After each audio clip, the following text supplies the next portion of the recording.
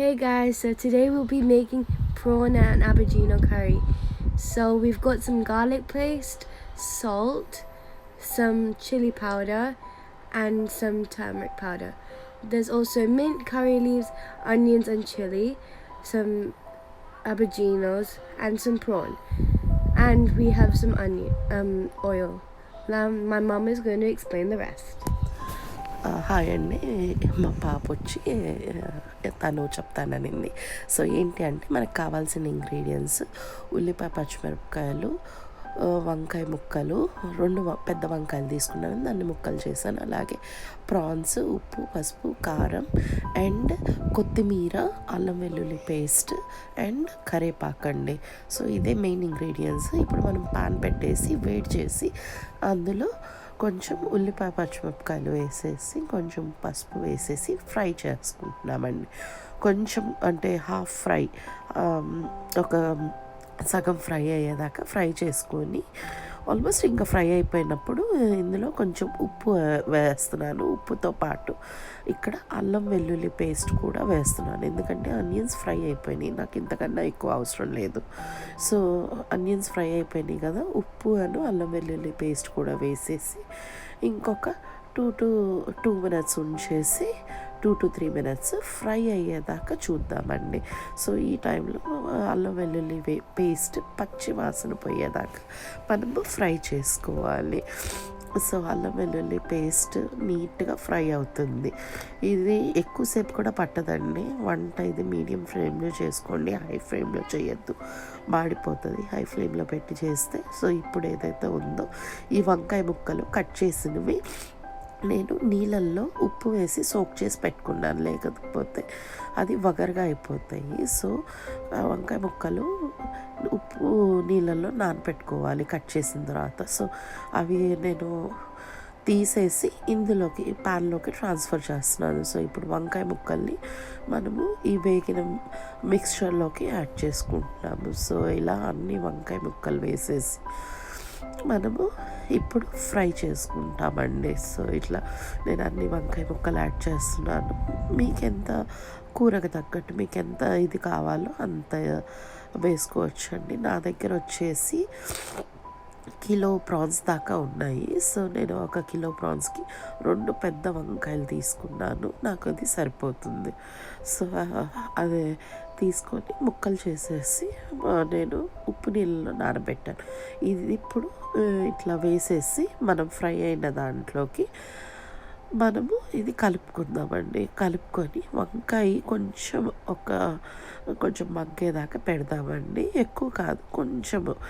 మళ్ళీ మనము ఇందులోకి ఒక 2 minutes ఆగిన తర్వాత ఇంకేం యాడ్ చేయాలో నేను చూపిస్తాను.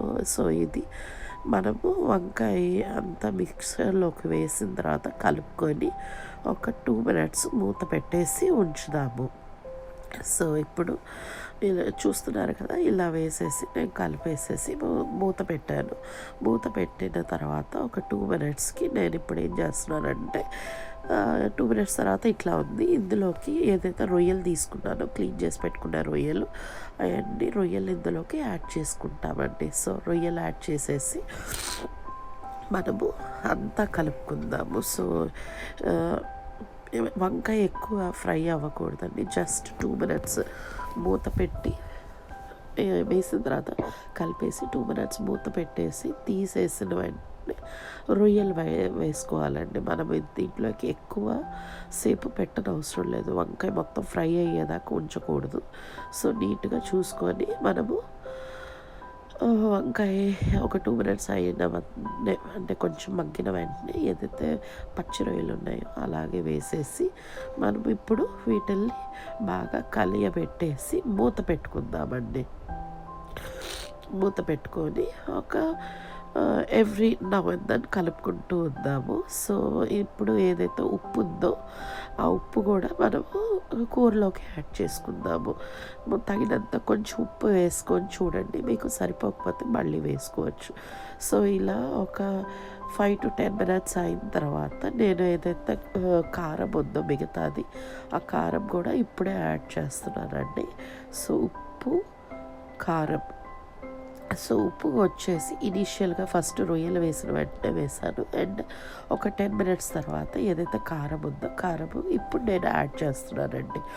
సో కారం యాడ్ చేసేసి కలిపేసేసి మూత పెడదామండి. మూత పెట్టేసి నీట్గా మగ్గనిద్దాము. సో ఇప్పుడు ఈ టైంలో మనకు కావాల్సిన చూడండి, ప్రాన్స్లో నుంచి ఎంత నీళ్ళు ఊరినాయో. నేను ప్రాన్స్లో నీళ్ళు యాడ్ చేయలేదు, నీళ్ళు ఊరినాయి. సో నేను ఎక్స్ట్రా బిట్ కొంచెం చేయి తొలుపు నీళ్ళు మాత్రమే వేసాను. సో దీంతోనే కుక్ అవనిద్దాం ఓన్ జ్యూసెస్తో. ఒకవేళ నీళ్ళు కనుక తగ్గితే మీరు యాడ్ చేసుకోవచ్చు. సో ఇట్లా నేను నీళ్ళు కొంచెమే యాడ్ చేశాను. ఇంత అంటే వాటర్ వచ్చినాయి, అంటే ప్రాన్స్లో నుంచి ఎక్కువ నీళ్ళు వస్తాయి కదా, అది వచ్చినాయి అండి. సో అది ఆన్ ఇట్స్ ఓన్ జ్యూసెస్లో కుక్ అవుతుంది. కొంచెం వాటర్ యాడ్ చేశాను, అంటే చేయి తొలుపు నీళ్ళు మాత్రమే.